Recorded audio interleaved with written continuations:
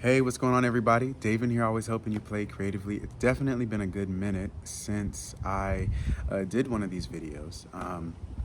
And I just want to talk to you really about the journey that I'm on, my producer journey, and how easily it is to become discouraged when you're on a journey. And I think one of the reasons for that, not the only reason, but one of the reasons is that, you know, when we are really young, so much of our life is on a timeline.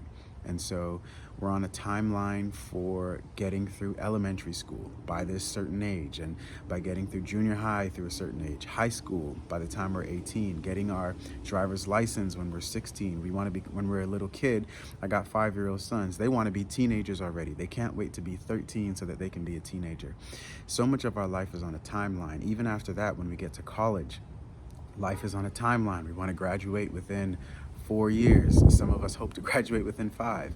But then after that, life changes, and everything does not neatly fit within a timeline. And I have to remind myself to enjoy the journey that I'm on rather than trying to just rush to a specific destination or mountaintop. And so for me, that's been my producer journey. I'm reminding myself not to rush.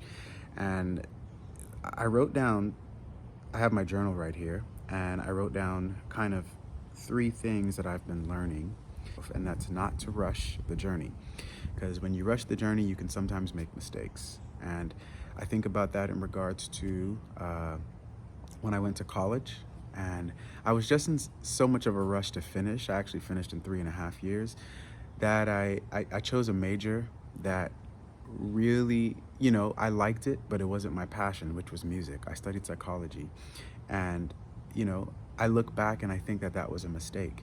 And so much, I rushed again for my master's, thinking, okay, I just want to make money, so let me just get a master's, hurry up and finish, and then go out into the workforce, without really just taking a little bit of time, just a little bit of time to think about what was some things that were important to me besides money.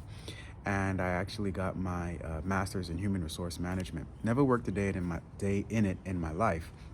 So when you're rushing, you can often make mistakes in the journey, and sometimes that can actually slow your journey down. And so don't rush. And when you're rushing, you can actually miss out on opportunities. So to right now, I for the last almost 5 years, in the fall, I have been a high school choir director for my church. My church has a high school choir and junior high choir, and I direct those. I also lead the music for our student ministry program, and that's my main job. And I enjoy it. I love it. I really do. But if you were to ask me 10 years ago, is that the job that you thought you would be doing? I would say absolutely not. As a matter of fact, 10 years ago, I would have probably looked at this job as a stepping stone to something else, as a hindrance. And it's important not to rush the journey for everywhere you're trying to go, because you miss out on these surprises, these things that these opportunities that may come your way that may actually turn out to be something you really enjoy. And so don't rush the process, and actually enjoy the journey. It's in enjoying the journey that you learn lessons, you grow, you gain your sense of identity. I'm a piano player, and I've been a piano player for a long time, and I definitely feel confident about it. I know who I am as a piano player. When I walk into a room, I'm not worried about how well someone else may play, because I'm confident in my own self. I have my own identity. I know who I am as a piano player.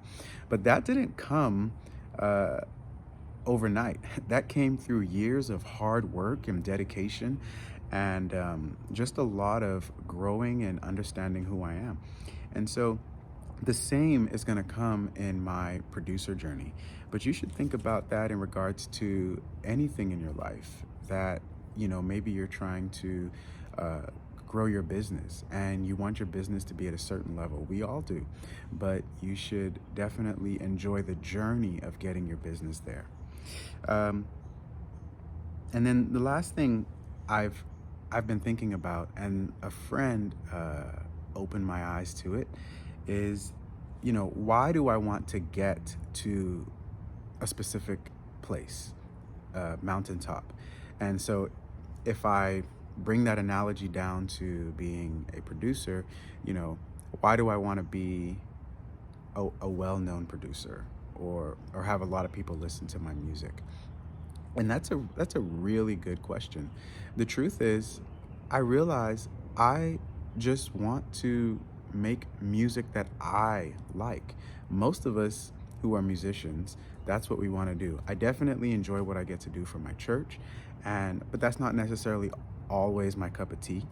And I like chill vibes. I like lo-fi. That's more my speed. That's what I enjoy doing. And guess what? I get to do that now anyway.